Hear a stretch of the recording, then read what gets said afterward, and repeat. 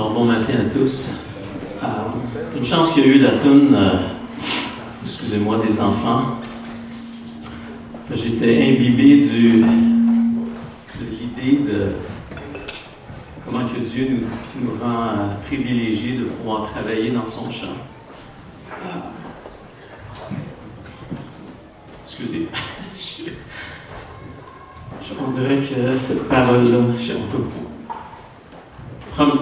ne suis pas un exemple homilétique présentement de comment prêcher. Là. Je joue avec mon cœur pas mal. Là. Mais quel privilège qu'on a de pouvoir être encore en train de marcher avec lui dans sa grâce. Et on va prier tout de suite, OK? Alors Seigneur, merci.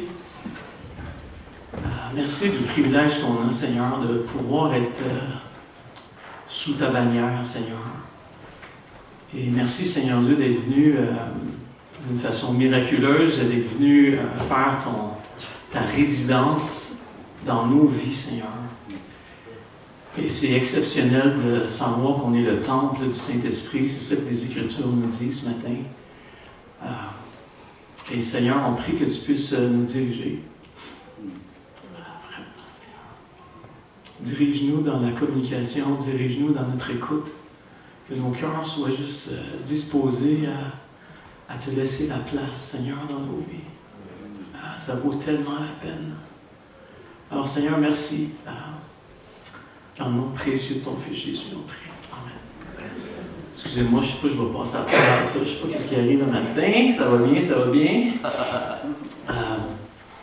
Le baptême. On va y aller avec ça, right? Qu'est-ce que le baptême ce matin? Je sais qu'il y en a qui ne m'écouteront même pas. Là. Ceux qui vont se faire baptiser, là, Malik puis Denis, ils ne sont pas là dans leur tête. Là. Ils pensent à ce qu'ils vont dire tantôt. Puis... Fait qu'ils ne se rappelleront pas de ce que je vais dire. Ils vont... Mais s'il y a juste une phrase que j'aimerais ça que vous puissiez vous rappeler, Malik, aussi M. Denis est là, c'est cette phrase-là, que le baptême, et c'est avec ça qu'on va partir chez nous ce matin, c'est avec cette phrase-là, puis on va argumenter cette phrase-là par la suite dans le texte qu'on va prendre dans 1 Pierre 3, verset 18 à 22. Mais le baptême, c'est vraiment l'engagement, une proclamation. C'est l'engagement devant des gens qu'on fait confiance à celui qui s'engage face à nos vies. Et donc, je me fais baptiser, non pas on sait que le baptême, on va en parler un peu tantôt, mais on sait que le baptême n'a aucune puissance en soi. L'eau que vous voyez ici, ce n'est pas de l'eau bénite. Ce n'est pas de l'eau spéciale. Ce n'est pas de l'eau qu'on a fait mijoter puis qu'on a mis des produits magiques dedans. Puis non, ce n'est que de l'eau. Et donc, aujourd'hui, on voit un symbole, on va voir justement cette manifestation, cette image de qu'est-ce qui s'est passé, il y a peut-être quelques semaines, il y a peut-être quelques mois, il y a peut-être quelques années, je pense que c'est quelques mois, de leur décision d'avoir fait confiance en Christ pour leur salut. Et aujourd'hui, c'est la manifestation on veut juste révéler à travers ce symbole que Jésus-Christ est venu mourir, qui a été enseveli, et qu'il a été ressuscité. Donc, on va lire le texte dans 1 Pierre 3, verset 18. Si vous voulez tourner vos Bibles, là, 1 Pierre, c'est vraiment dans le Nouveau Testament, c'est quasiment vers la fin de votre Bible. Et est-ce qu'il y en a qui n'ont pas de Bible en main? On en a un peu en arrière. Est-ce qu'il y en a qui n'ont pas de Bible? Si vous êtes nouveau ici, on aimerait premièrement vous dire bienvenue. Et puis, s'il y en a qui n'ont pas de Bible, ne soyez pas gênés, ils sont là pour ça.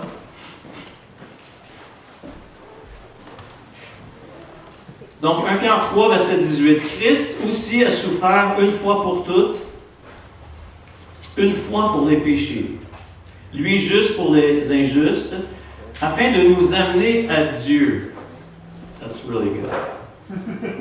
Ayant été mis à mort quant à la chair, mais ayant été rendu vivant quant à l'esprit, dans lequel aussi il est allé prêcher aux esprits en prison, qui autrefois avaient été incrédules, lorsque la patience de Dieu se prolongeait, au jour de Noé, pendant la construction de l'arche, dans laquelle un petit nombre de personnes, c'est-à-dire 8 personnes, furent sauvées à travers l'eau.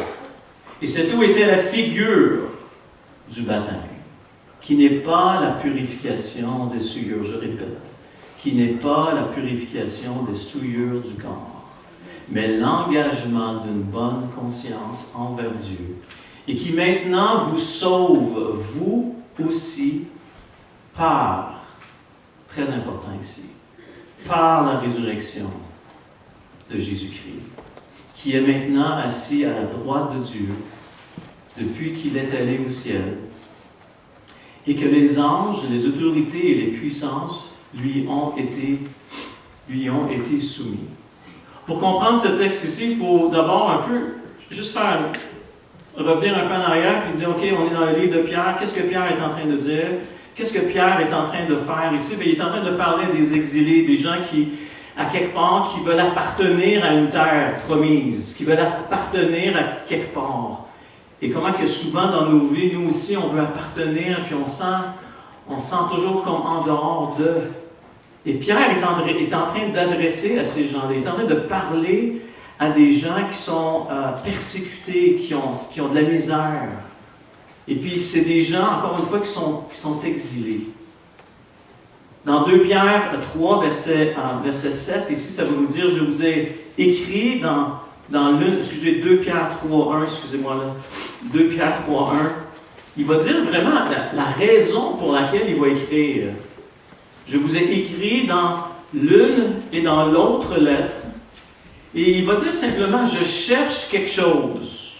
Alors, à travers le texte qu'on a lu tantôt, Pierre cherche quelque chose devant des gens qui ont du trouble, devant des gens qui souffrent, devant des gens qui sentent qu'ils n'appartiennent pas.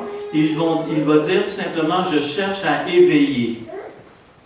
Il cherche à éveiller quelque chose dans nos vies par des souvenirs. Ici, c'est traduit par le mot avertissement, mais c'est plus par des souvenirs. Votre sainte intelligence. C'est comme s'il s'adresse à notre intelligence. Il s'adresse à nous en tant que gens qui souffrent et en tant que gens qui ne comprennent pas des fois et qui doutent. Et là, il va dire après, encore une fois, 2 Pierre 3, verset 1, afin que vous vous souveniez. Je veux que vous vous rappeliez à l'intérieur de votre souffrance et à l'intérieur de votre persécution et à l'intérieur du fait que peut-être que vous n'appartenez pas, afin que vous vous souveniez des choses annoncées d'avance. Afin qu'on puisse se rappeler, OK, qu'est-ce qui a été dit dans l'Ancien Testament par les prophètes?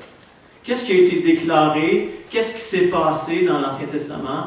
Et qu'est-ce qui s'est passé? Après ça, il va dire par les prophètes et du commandement du Seigneur, notre Sauveur, qui a enseigné par les apôtres. Donc, les apôtres nous ont enseigné quelque chose. Acte 2, verset 42, nous dit de justement pouvoir recevoir l'enseignement des apôtres, qui est la révélation. Ils étaient des gens qui ont vu d'une façon, ça les est oculaire, je n'ai pas besoin de le dire, mais ils ont vu et ils ont vécu avec Christ. Et là, c'est comme si Pierre, dans des gens qui sont en train de souffrir, il est en train de dire quelque chose. Je veux juste vous rappeler quelque chose. Je veux juste amener à votre intelligence qu'est-ce qui s'est dit dans l'Ancien Testament. Un peu qu'est-ce que Jacob a lu tantôt. Il y a eu des prophéties de l'Ancien Testament qui se sont accomplies dans le Nouveau Testament. Christ, le Messie, était pour naître. Donc, il veut nous rappeler ces choses pendant qu'on souffre. Il veut nous rappeler ces choses. Il veut qu'on ait ça en éveil dans nos têtes. Et c'est sûr que dans le livre de Pierre, à plusieurs reprises, il va revenir continuellement sur notre identité en Christ. Qu'est-ce que Jésus a fait dans nos vies? Sur quel fondement notre salut est fondé? Est-ce que j'ai une petite parcelle de ma vie qui peut maintenir ce salut, ou qui peut garder ce salut, ou qui peut dire, moi je suis quand même une bonne personne? L'apôtre Pierre ici est en train de dire que je veux juste vous mettre en éveil que la seule personne, la seule chose, la seule raison pour laquelle vous êtes sauvés, c'est parce que vous avez mis simplement votre confiance en Christ. Jésus, dans Jean 14, verset 6, il va dire quoi? Il va dire, je suis le chemin, la vérité et la vie. Et nul ne vient au Père que par moi. Y a-t-il des places dans nos vies où ce qu'on pense que peut-être que le baptême va me sauver? Y a-t-il des places dans nos vies où ce qu'on pense que aujourd'hui j'ai été quand même pas pire? Est-ce qu'on pense que c'est ça qui va maintenir mon salut?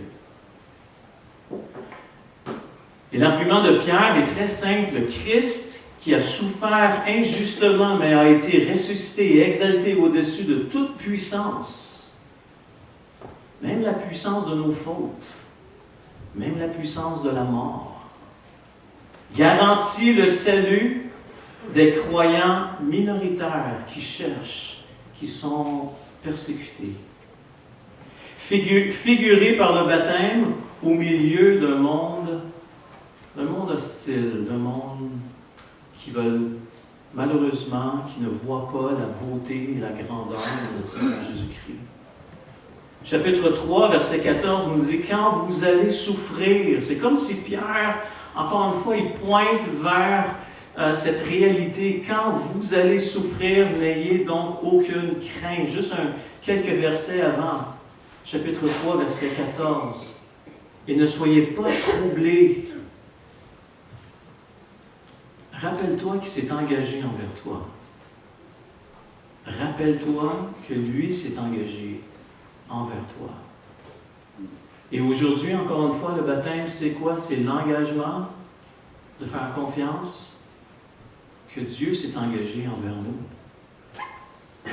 C'est juste ça que ça fait aujourd'hui. C'est une image, un symbole. Et je pourrais dire un miracle.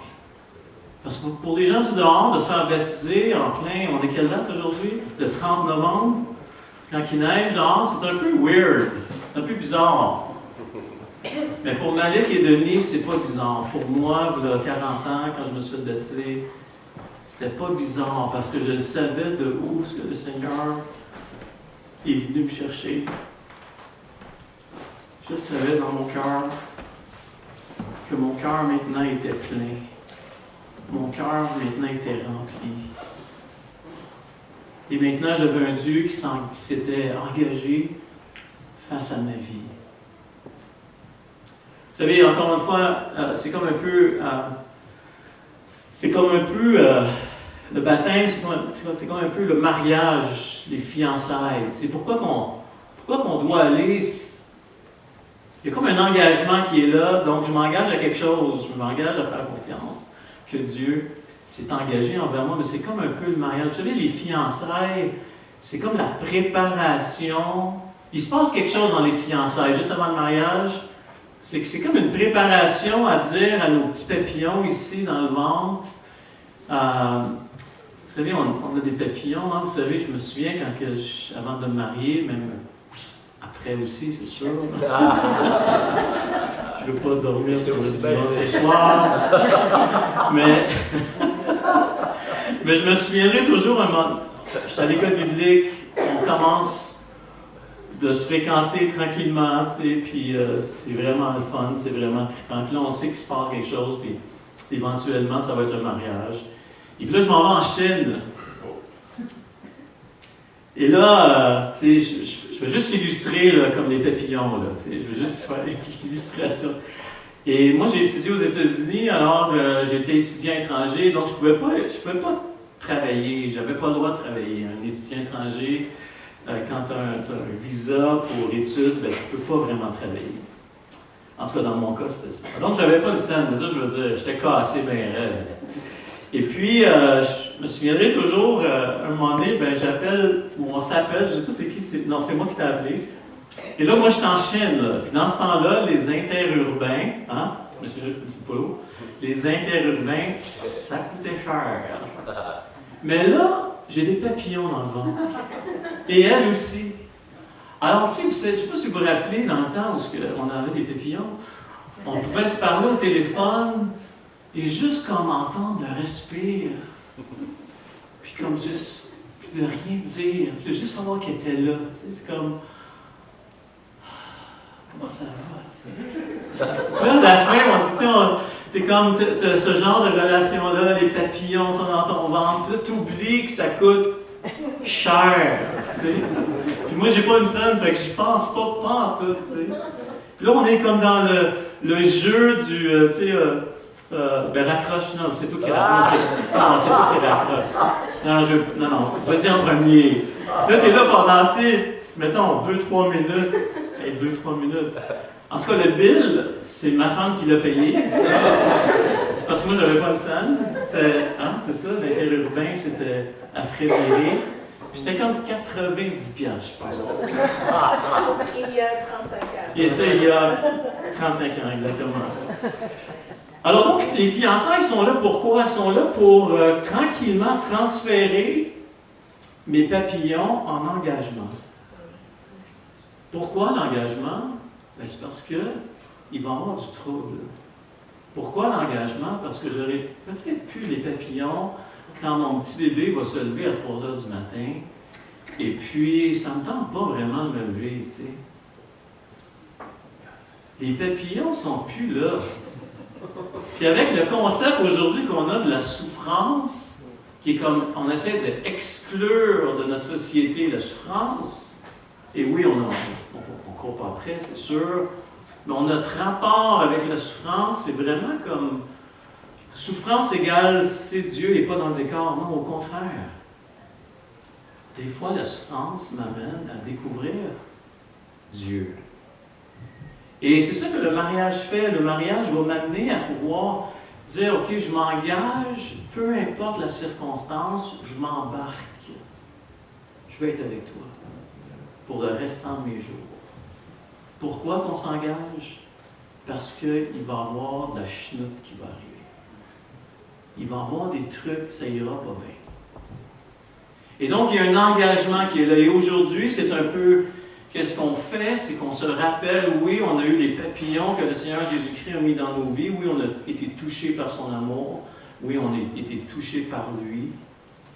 Mais maintenant, on s'engage. On s'engage à faire confiance que lui s'est engagé envers moi. Je ne serai pas toujours parfait dans ma marche avec lui. Je vais avoir des doutes. Des fois, je vais avoir le goût de sacrer mon camp. Des fois, je vais avoir le goût d'arrêter. Des fois, je vais lever mon poing au ciel et je vais dire, pourquoi tu m'as mis dans cette situation-là? Et si vous n'avez jamais été dans cette circonstance-là, moi, je l'ai déjà été. Pourquoi tu m'as mis dans cette affaire-là? Je ne comprends pas. C'est vraiment inconfortable présentement.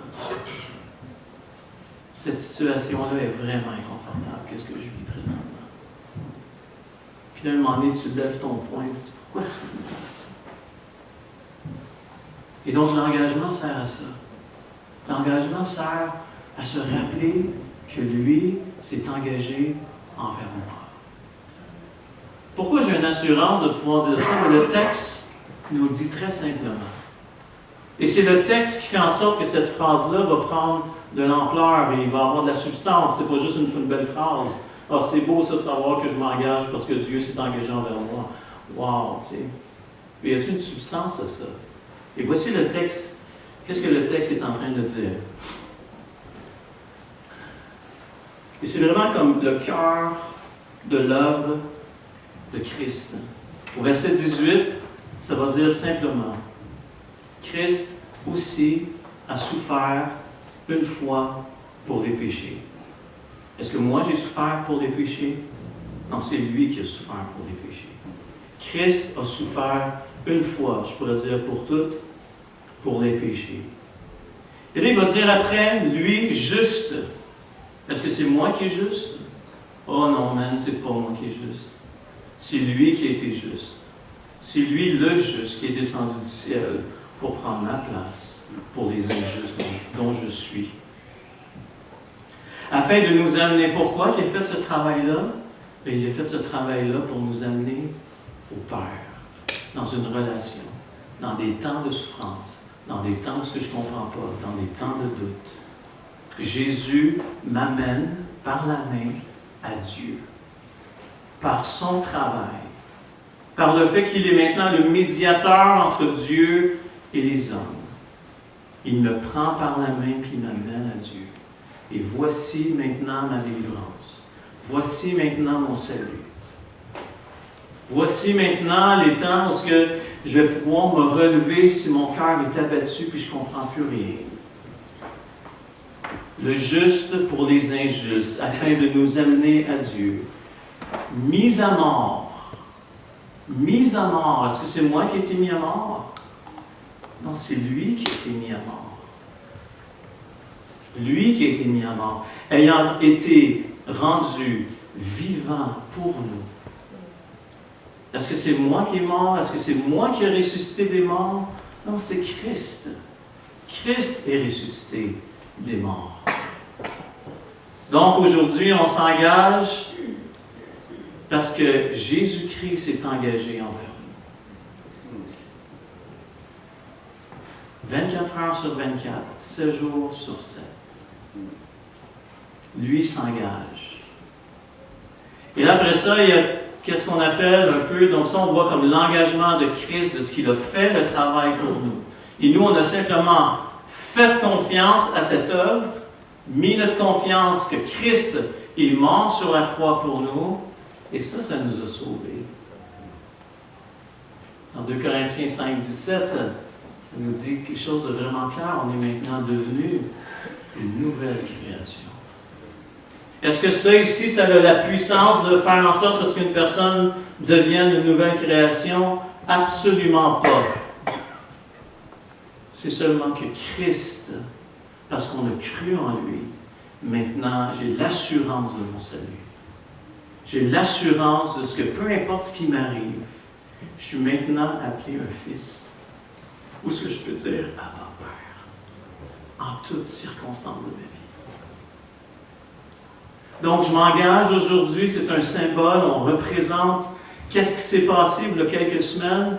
On est en train de voir l'image où ce que l'eau ici représente le jugement de Dieu. Et l'arche de Noé, qu'est-ce que ça représente, l'arche de Noé? Je ne vais pas aller trop vite, là, je vais trop vite, je sais, ma femme est là, je peux l'entendre dans sa tête.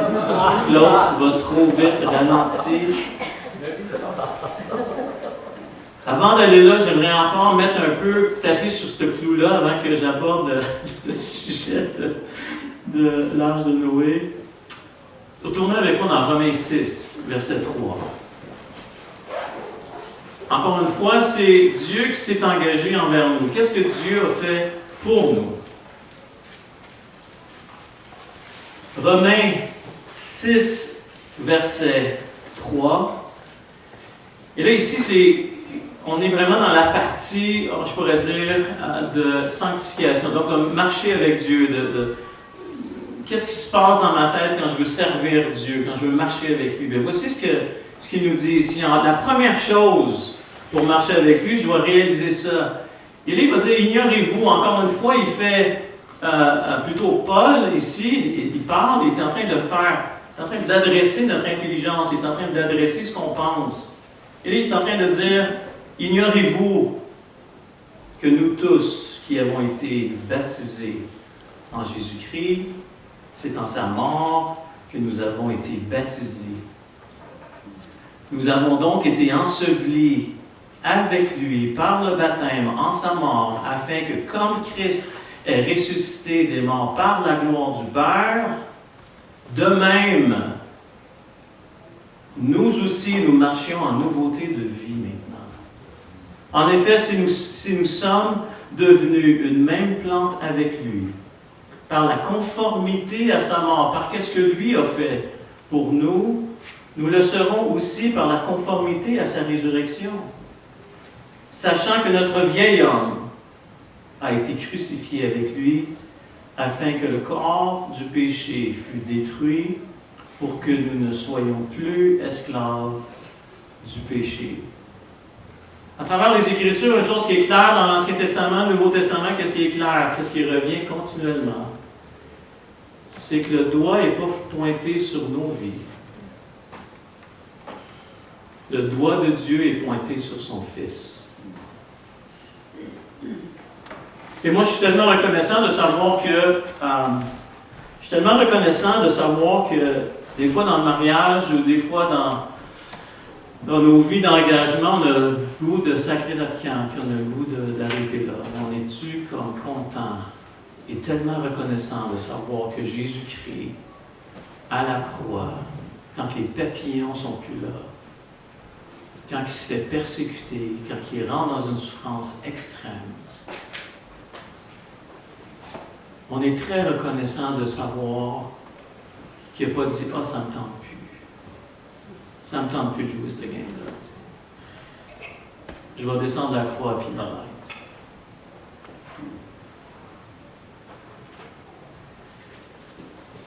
L'œuvre de Jésus-Christ est la raison pour laquelle je peux aujourd'hui avoir le sourire aux lèvres. L'œuvre de Christ est la raison pour laquelle on peut avoir cette victoire, cette proclamation. L'œuvre de Christ est la raison sur laquelle je peux vraiment m'engager avec lui, parce que lui s'est premièrement engagé face à nos vies. Donc le texte ici nous rappelle que cette histoire-là de Jésus-Christ, cette réalité de Christ qui est venu mourir sur une croix, il se passe quelque chose avec ça, c'est qu'il y a une proclamation. Il y a une proclamation qui se fait, et là ici on voit très clairement au verset 19, dans lequel aussi il est allé prêcher aux esprits en prison, qui autrefois avaient été incrédules. Donc ici il y a beaucoup pas spéculation, mais il y a beaucoup d'approches par rapport à ce verset. Une chose qui est claire par rapport à ce verset-là, c'est que dans l'état où ce que Christ est mort, a été enseveli, a ressuscité et est devenu tout puissamment assis à la droite du Père, a été effectivement faire une proclamation. Et donc, la réalité de ce que Jésus-Christ s'est engagé envers nous, ça devrait, dans nos vies, à quelque part, dire ma joie devrait être démonstrative. Je devrais avoir une proclamation. Et c'est ça qui est en train de manifester ici dans le contexte du livre, qui est en train de parler à des gens qui souffrent, à des gens qui ont de la difficulté, que dans la noirceur de nos vies, Jésus est même descendu proclamer qu'est-ce qui s'est passé. Il est venu proclamer la victoire. Et on pourrait dire, là je spécule, mais on pourrait dire que même dans le plus bas fond de nos vies, où ce que la noirceur est empilée un par-dessus l'autre, et on ne comprend pas en tout qu'est-ce qui se passe, puis on ne veut plus rien savoir de marcher avec Dieu. Et là, il y a juste cette petite semence de dire, Seigneur, je veux me tourner vers toi. Je ne comprends pas, j'ai aucune... Tu sais, on peut juste s'imaginer Jésus à la croix qui même lui-même, à un moment donné, est tellement comme embrouillé par qu'est-ce qui se passe. Il va même dire, si c'est possible que cette coupe s'éloigne de moi. Tu sais. Et comme on a chanté tantôt, non pas ma volonté, mais ta volonté, Seigneur. Et il y a cette place où il y a cette victoire qui est proclamée dans nos vies. Je vais finir avec ça au verset 21. Cette eau était une figure donc du baptême. Encore une fois, cette eau ici, c'est une figure, c'est une manifestation de ce qui s'est passé. Et là, ici, on relate l'histoire de Noé, justement, qui autrefois avait été incrédule lorsque la patience, au verset 20, de Dieu se prolongeait au jour de Noé, pendant la construction de l'arche dans laquelle un petit nombre de personnes, c'est-à-dire 8 personnes seulement, furent sauvées à travers l'eau. Qu'est-ce qui les a sauvés d'après vous? Est-ce que c'est l'eau? Est-ce que c'est l'arche? Est-ce que c'est leur bonté personnelle? Encore une fois, l'eau, on pourrait dire que l'arche, pour donner une image, a vogué sur le jugement de Dieu. Parce que les gens qui ont levé le poing et qui ne se sont pas tournés simplement vers lui ont péri dans le jugement. Donc l'eau représente en quelque sorte le jugement, la manifestation du jugement de Dieu, et embarquons dans l'arche. Et l'arche représente Christ. Et là, c'est fantastique de pouvoir aujourd'hui regarder en arrière et dire maintenant, Christ, maintenant, est rentré dans nos vies pour nous sauver, pour nous rendre à bon port. Lui a pris le jugement. Lui a pris qu'est-ce qui ne faisait pas l'affaire. Lui a pris qu'est-ce qui nous séparait de Dieu. Lui a mis sur ses épaules et a fait en sorte qu'il pouvait nous dire, avec assurance, maintenant rentre dans l'arche. Fais juste croire. Fais juste mettre ta confiance en Christ. Et là, après ça, on voit ici donc que l'eau, cette eau-là aujourd'hui, ne purifie pas personne. Et le texte le dit très clairement, très simplement. C'est une figure du baptême qui n'est pas la purification des souillures du corps, mais l'engagement d'une bonne conscience. L'engagement d'une bonne conscience. Qui est quoi? Ben, qui est, hey Seigneur, merci.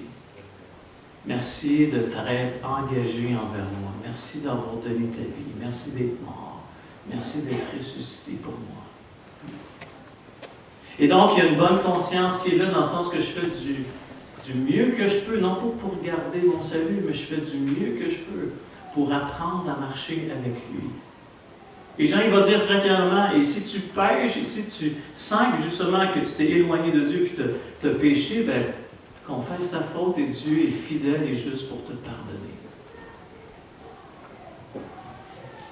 Et qui maintenant vous sauve, vous aussi, par la résurrection des morts. Encore une fois, c'est son engagement.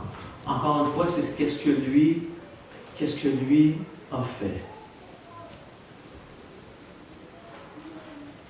Donc, le baptême, c'est simplement, pour faire un petit résumé, c'est encore une fois, c'est l'engagement d'être touché par le fait que Dieu s'est engagé envers nous, parce que lorsqu'on était pécheurs loin de lui, il a décidé de donner son Fils. Et nous, on a simplement mis notre confiance en Jésus. Et Jésus devient notre médiateur, devient notre pont, à laquelle on peut marcher, courir vers le Père avec assurance, parce que Jésus est un pont solide. Il a vaincu la mort. Et là, je peux dire Amen. Je suis tellement heureux maintenant de pouvoir connaître ce Dieu de grâce. Donc, le baptême est un témoignage public de la foi qu'on a mis en Christ. Le baptême est la manifestation de son œuvre à lui. On se fait immerger dans l'eau, représentant justement notre vie du passé, notre faute qui a été mise, ensevelie en Jésus-Christ, et après ça, on revient à la surface, on revient à la vie. Et donc, c'est cette manifestation-là. Le baptême, c'est le témoignage aussi de notre union avec Christ. On est maintenant on fait une seule plante avec lui maintenant. J'ai beau faire mon lit, comme le psalmiste va dire, mais en enfer, mais tu es toujours là. Et là, c'est figuratif, ou ce qu'on va dire justement, même si ma vie va vraiment pas bien et je souffre, et je suis dans un contexte social, familial, ou même l'Église qui n'est pas évidente, Jésus me dit que je suis maintenant un avec lui et je peux crier oui, Abba Père. Donc le baptême est un témoignage public de notre appartenance à Christ, un simple acte d'obéissance.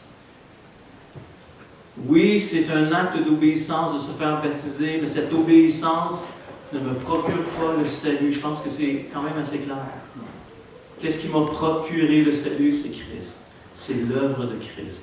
Ou ce qu'aujourd'hui, c'est pour cette raison-là qu'aujourd'hui on a des baptêmes. Parce qu'il y a des gens qui ont cru en Christ et qui ont cru que Jésus était pour devenir le pont entre eux et Dieu. Donc, c'est un engagement. J'aimerais ça vous repartir avec ça aujourd'hui. Le baptême, c'est un engagement de faire confiance que Dieu s'est engagé envers nous. Amen. Alors, prions. Seigneur, merci pour ta parole ce matin. Merci d'être au milieu de nous, Seigneur. Et merci pour cette grâce que tu nous as manifestée en Jésus-Christ, quelque chose qu'on ne mérite pas, quelque chose qu'on ne peut pas travailler pour essayer de l'acquérir par nous-mêmes, mais c'est seulement le fait qu'on a mis notre confiance en toi, Seigneur. Alors, Père, merci. Merci pour ce salut, ce si grand salut qui est en Jésus-Christ. Alors, Père, merci pour ce baptême aujourd'hui. Dans le nom de Jésus, on prie. Amen. Venez prendre ma place. Venez prendre ma place. On peut bien vous entendre.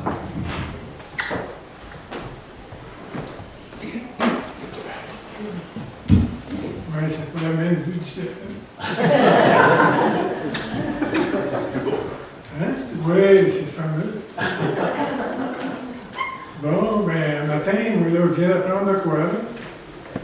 Je pensais de me faire baptiser pour qu'il me donnerait une étiquette, puis je vais dire au ciel. J'avais pas l'air à ça. Il faut travailler encore. Puis en plus, Jacob, un matin, il dit que faut trouver des disciples. Je vais trouver une job, là. Hein? Moi, j'aimerais, avant de commencer à vous dire qui je suis, j'aimerais vous demander si vous êtes d'accord avec moi de dire à notre Père en nous tenant les mains pour que Jésus, toute la gang en haut, soit avec nous. OK? Notre Père, qui es aux cieux, que ton nom soit sanctifié, que ton règne vienne, que ta volonté soit faite sur la terre comme au ciel. Donne-nous aujourd'hui notre pain de ce jour. Pardonne-nous nos offenses, comme nous les pardonnons à ceux qui nous ont offensés. Et ne nous soumets pas à la tentation, mais délivre-nous du mal. Amen. C'est vrai. Commencez, je voudrais remercier Jacob pour l'accueil qu'il a fait envers moi quand je l'ai arrivé ici la première fois. Et de vous tous qui m'avez bien accueilli. Je remercie Réal de m'avoir guidé dans mon baptême. On a passé 4-5 mardis ensemble. Et puis, pour m'expliquer c'est quoi le baptême. Je remercie Marie, ma future femme.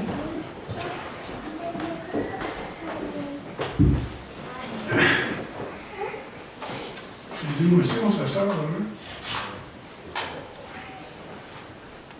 Je voudrais la remercier, c'est elle qui m'a amené ici. Puis, quand elle m'a demandé de venir, si je suis intéressé de venir à une cérémonie, j'ai dit oui, mais avec des réticences. Je ne voulais pas me faire pogner dans une autre religion où j'aurais. La religion que j'étais dedans avant, j'avais peur de Dieu. Autant il nous disait qu'il était bon, autant on en avait peur, parce que si on mourait avec un péché, puis tout ce qu'on faisait, c'était des péchés, on allait au ciel, en enfer direct. Puis je m'étais éloigné de cette religion, mais quand j'ai rentré ici, j'ai senti une énergie qui m'a fait du bien. L'accueil est extraordinaire.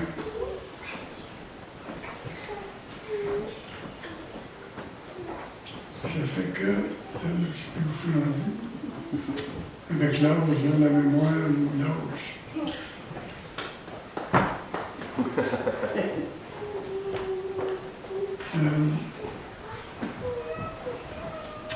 J'ai eu une enfance, moi, avec ma famille. On était très religieux. J'allais à la messe presque tous les matins. J'ai servi la messe. J'allais me confesser plus souvent qu'à mon tour.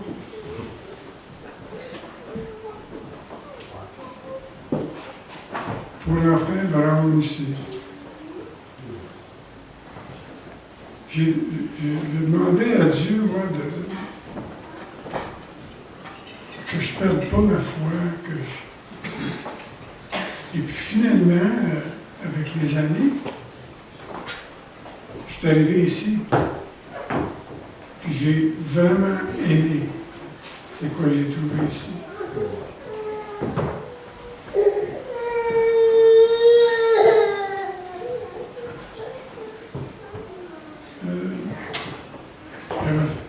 J'avais fait un papier avec des notes, je m'en rappelle plus. C'est normal. Toujours. C'est aussi, j'en ai fait une note.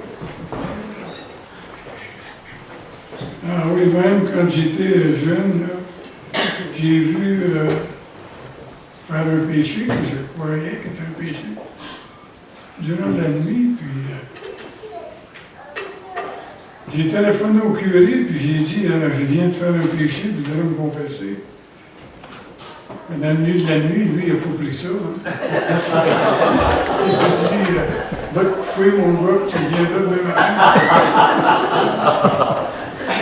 Ça fait que le lendemain matin, il m'a dit une chose, j'étais assez gêné, j'avais assez honte de faire ce que j'ai fait. J'ai eu de la misère à l'envisager, cet homme-là, pendant des années.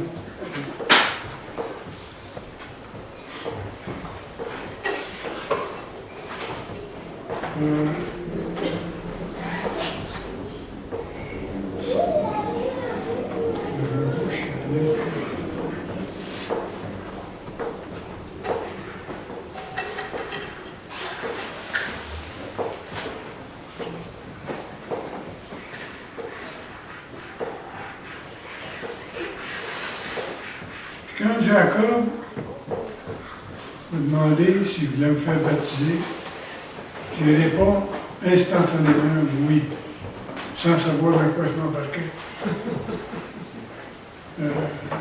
J'étais sûr de moi, mais je ne savais pas c'était quoi le baptême. Mais avec Réal qui m'a vraiment mis dans le bon chemin, m'a expliqué c'était quoi, comme Claude a fait un matin, nous dire que le baptême, c'est une ouverture à Dieu,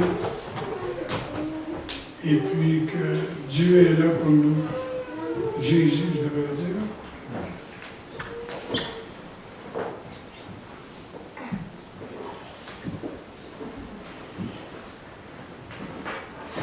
Puis une chose aussi que je crois, que Jésus est venu sur la terre, il est venu pour nous montrer à s'aimer en premier.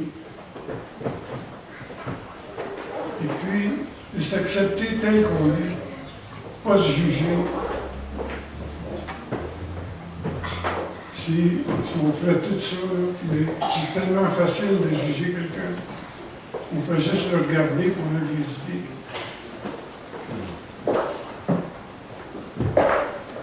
Anyways, je vous remercie beaucoup d'être là pour moi.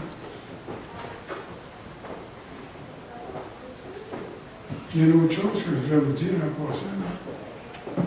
Je vais me marier le 13 de décembre.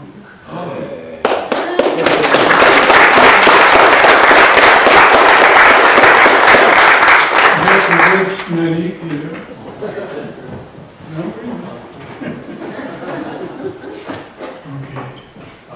Amen.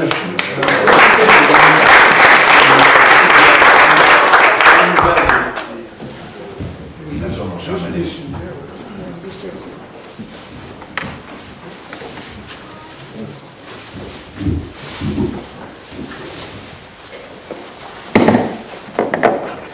Merci Jacob. Merci Denis pour ton témoignage. Moi aussi j'ai pris des petites notes. Puis comme Claude et Denis aussi l'ont dit, je pense qu'il y a beaucoup d'émotions aujourd'hui. On va y aller tranquillement.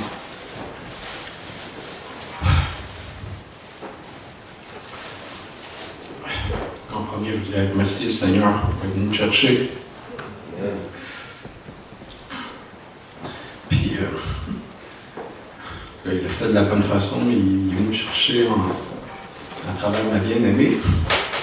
C'était difficile de l'ignorer, même si ça m'a pris une couple d'années avant d'accrocher. Mais trop, moi, je suis venu ici et je voulais vous remercier de l'accueil que j'ai eu. Comme Vanessa disait, ici, on vous accepte comme vous êtes. On vous accepte comme vous êtes, donc c'était facile de venir, puis juste d'être. Et ça m'a fait beaucoup de bien. Au début, je venais parce que ça me faisait du bien et parce que je me sentais comme si j'appartenais.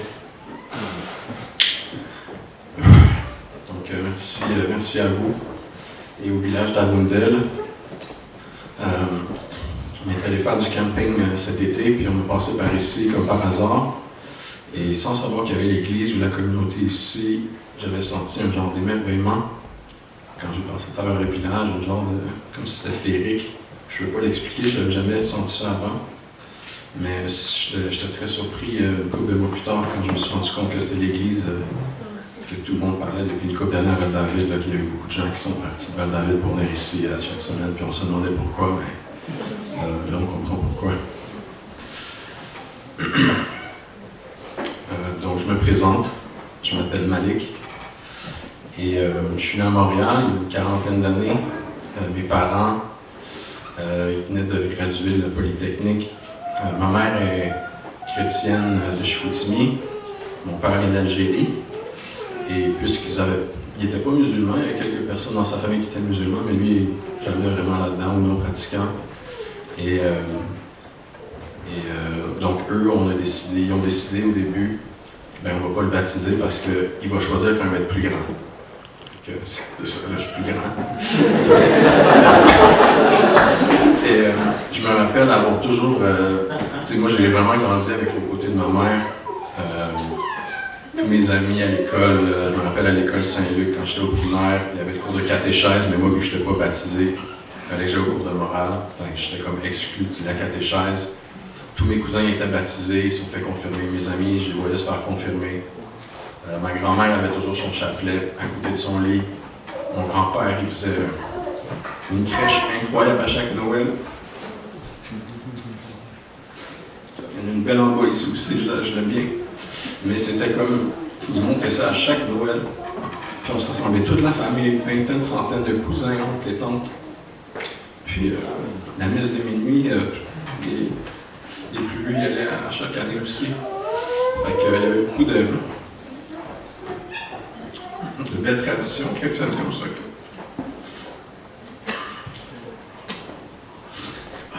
J'aimais beaucoup mon grand-père. Il est décédé il y a quelques années, mais il avait 101 ans. Il a eu une belle vie, puis il a beaucoup d'inspiration pour moi.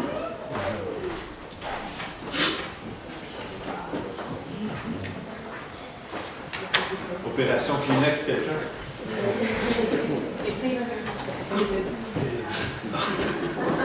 Non, ça va aller, c'est mes marques de guerre, c'est bon.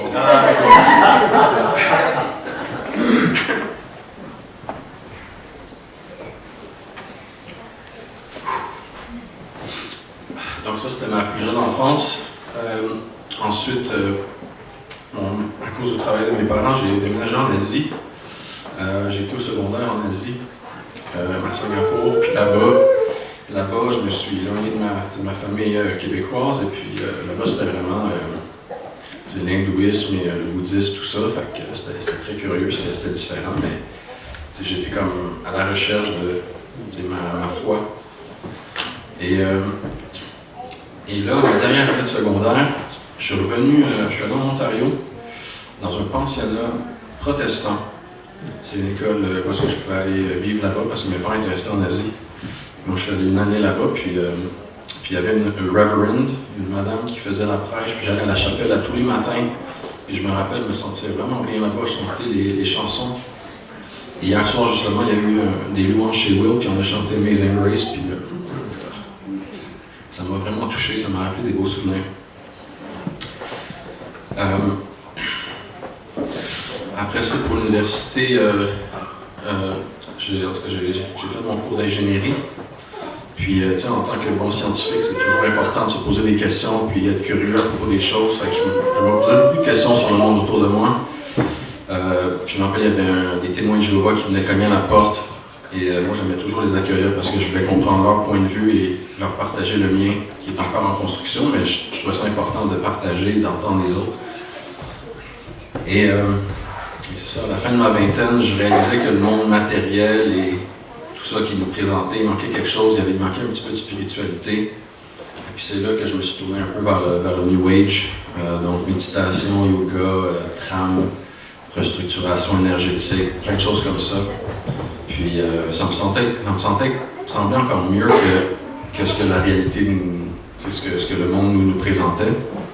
Mais il manquait quand même quelque chose. Il y avait beaucoup de hauts et des bas à travers ça. Donc ma quête continuait. Et là, à la mi-trentaine, c'est là que j'ai rencontré la femme de ma vie. La femme de ma vie, puis je suis pas mal sûr que Dieu a eu un rôle là-dedans pour que nos chemins se croisent. Et quand je l'ai rencontrée, ma vie a changé. J'ai quitté Ottawa, j'étais là depuis une quinzaine d'années, je suis parti immédiatement pour elle. On a eu des enfants, on est déménagé dans le Nord. Et c'était vraiment une rencontre incroyable. Puis c'est ça c'est mes enfants que j'adore et la mère de mes enfants que j'adore aussi. Et on avait une maison, tout ça, fait que ça peut sembler beau de l'extérieur, mais à l'intérieur, il y avait beaucoup de hauts et de bas, beaucoup de souffrances. J'avais des addictions à différentes choses, puis ça a vraiment fait souffrir la personne que j'aime. Beaucoup de péchés, je faisais de mon mieux, mais il manquait quelque chose. Donc, il y a vraiment quelque chose. Puis elle avait eu la sagesse de mentionner à quelques reprises dans les dernières années. Je pense que ça serait bien qu'on se marie, je pense que ça serait bien que. Qu'est-ce qu'ils font? Pourquoi ils vont tous à l'église là-bas? J'aimerais y aller. Puis je l'entendais. Mais ça n'allait pas à la place où j'aurais dû l'entendre. Puis là, finalement, il y a 3 mois, j'ai décidé de l'accompagner ici. Puis c'est vraiment là que ce nouveau chapitre de ma vie a commencé, puis je m'en attendais pas vraiment là. Moi, je viens ici pour essayer de réparer les choses, puis pour lui faire plaisir. Mais une fois que je suis arrivé ici, je me suis rendu compte qu'il y avait plus que juste. Il y avait vraiment quelque chose d'important qui se passait ici.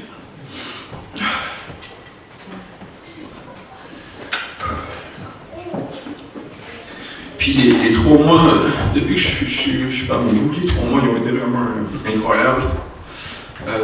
J'ai eu 8 belles sessions de découverte chez Will et Marie-Ève. On a fait plusieurs sessions croissantes chez Vanessa et Olivier.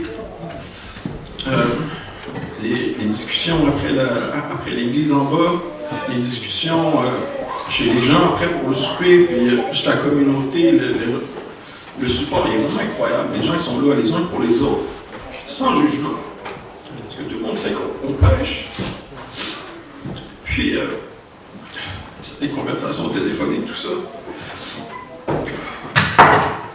Puis, c'était dans, je pense, la 4e session découverte avec Will. Il y a une phrase qui m'a vraiment percuté, là, puis c'était, tu sais, il faut donner notre vie à Jésus, puis dans cet instant-là, je l'avais vraiment senti comme si je donnais ma vie à Jésus, puis là, je me suis complètement écroulé, encore plus que ça. Je me suis vraiment écroulé parce que là, je chantais, c'est comme moi, je suis même plus le maître de ma vie, ou tu sais, moi, c'est comme, OK, il est à toi, ma vie. Puis depuis ce temps-là, il y a vraiment eu, les changements ont continué à se faire, puis j'ai vraiment senti mon cœur s'adoucir. Et je l'ai senti venir dans mon cœur, et puis, tu sais, comme j'étais plus la même personne, je ne pouvais plus renier ce que je sentais vraiment, puis qui m'avait vraiment touché. Même si je voulais garder mon ego, tout ça, là, je me suis senti touché profondément.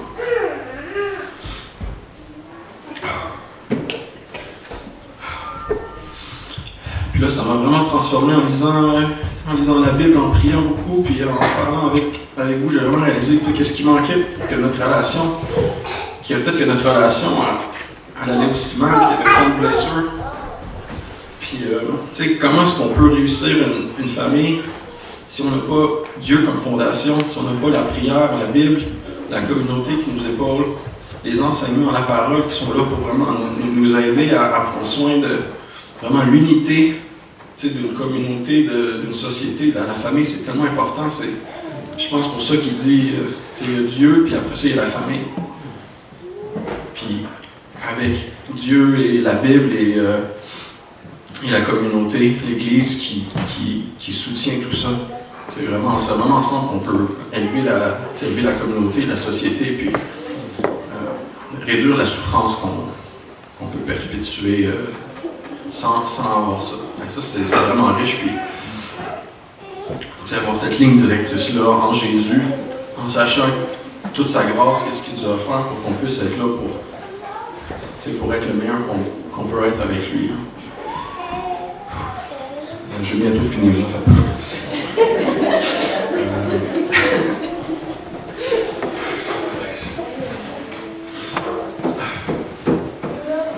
Donc, en tout cas, puis je voulais vraiment remercier la mère de mes enfants pour sa patience, malgré la souffrance. Puis, je veux vraiment lui demander pardon. Et je veux vraiment me repentir devant Dieu et Jésus pour tout ce que j'ai fait et renaître en vraiment donnant ma vie à Jésus, puis en le mettant en premier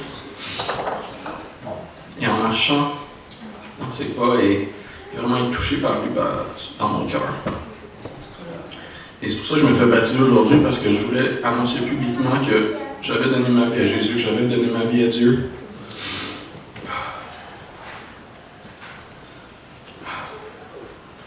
Et je veux renaître avec Jésus dans mon cœur et la fondation de ma vie.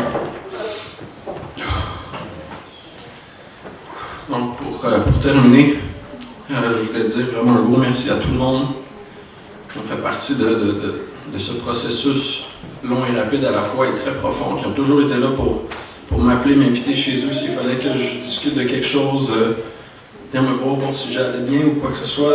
Il y a tellement de monde que j'aimerais remercier. Vanessa et Olivier, merci beaucoup d'être là depuis le début. Jacob, Jean-Philippe en arrière. Aussi, on a eu des belles conversations au début avec sa femme Rosanne et Magnus, Will et Marie-Ève qui sont pas là, Bob, merci beaucoup aussi pour tout ton amour et ta parole. Tommy, aussi, depuis le début, tu as toujours été là, un gros merci à toi. Claude, Daniel, Guy, toujours des belles conversations. Il y a tellement de belles âmes ici, c'est vraiment incroyable. C'est une belle famille, puis je vous apprécie beaucoup. Denise, Réal, Kelly, Alexis. Et un gros merci à Kirsten encore de m'avoir dit de m'avoir parlé de ça depuis longtemps, puis j'ai juste pas écouté de la bonne façon. Je suis vraiment désolé, mais je suis vraiment content qu'on s'est rendu ici finalement, puis j'espère que...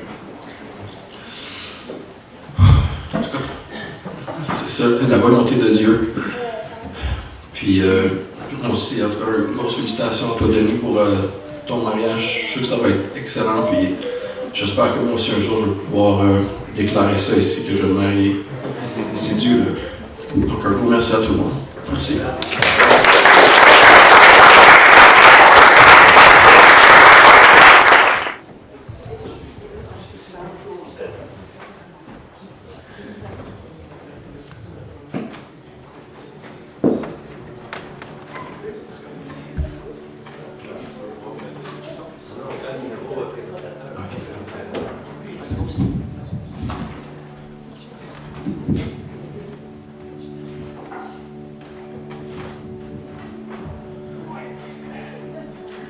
C'est bon, Tony? Merci. C'est toujours quelque chose d'être... Est-ce que ça fonctionne? Oui. Oh, c'est moi qui m'entends pas. C'est quelque chose, un baptême, c'est pas juste quelque chose qu'on fait pour puis c'est fini. Mais c'est comme Claude nous a expliqué tantôt, c'est un engagement. Et ce que nous avons fait pendant plusieurs semaines avec Denis. Denis a partagé son témoignage tantôt. Et Denis, on sait que Jésus-Christ, il dit à ses disciples, allez, faites de toutes les nations des disciples, les baptisés en nom du Père, du Fils et du Saint-Esprit. Denis, est-ce que tu crois que Jésus-Christ est venu sur la terre, qui est mort, qui est sur la croix, qui est ressuscité pour tes péchés? Je crois beaucoup. Et est-ce que tu l'as reçu dans ton cœur par la repentance et la foi? Oui. Alors, sur ta profession de foi et sur le commandement de notre Seigneur Jésus-Christ, je te baptise au nom du Père et du Fils et du Saint-Esprit.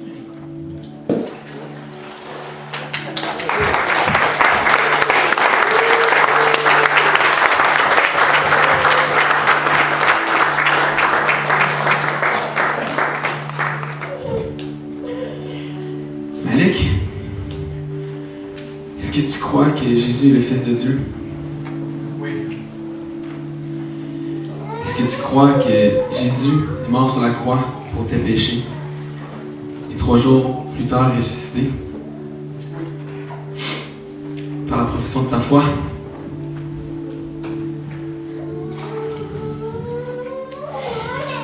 Je te baptise au nom du Père, du Fils et du Saint-Esprit.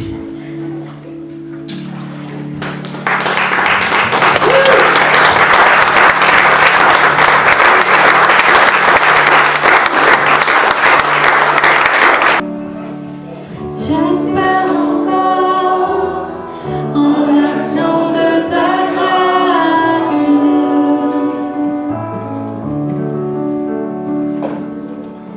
Là où les chaînes prononcent ces menaces,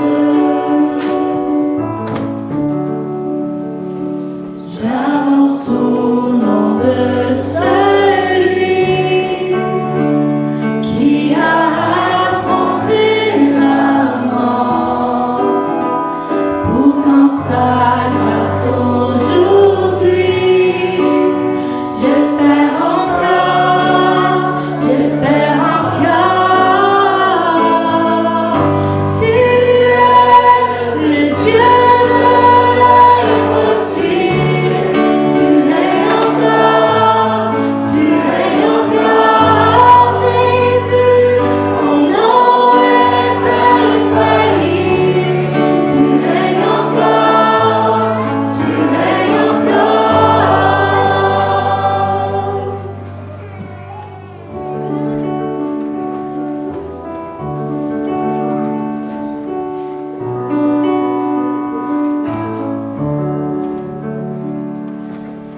j'espère encore en l'action de ta grâce.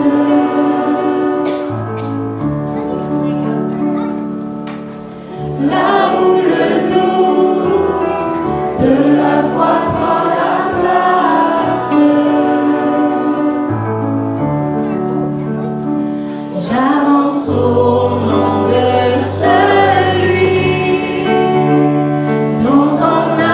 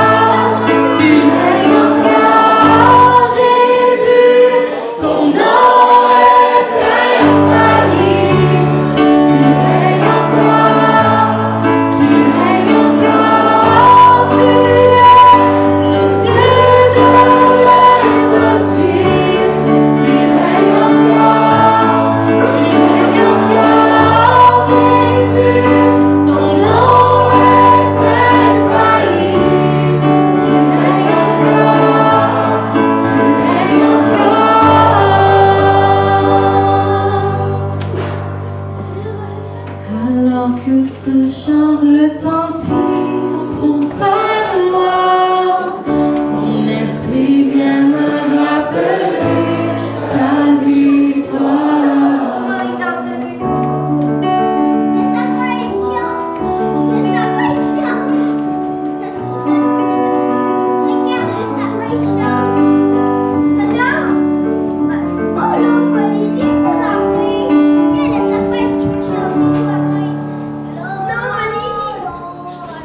Merci à tous. Merci Tommy. Le son. Denis, merci de nous avoir raconté ton histoire. Merci. Malik, je vous rappelle que vous ne vous appartenez plus à vous-même. Vous appartenez au Dieu Sauveur.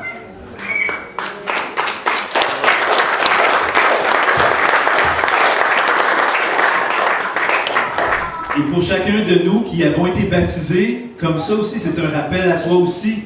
Tu ne t'appartiens plus à toi-même, tu n'appartiens plus aux ténèbres, tu appartiens à Jésus-Christ, la lumière du monde.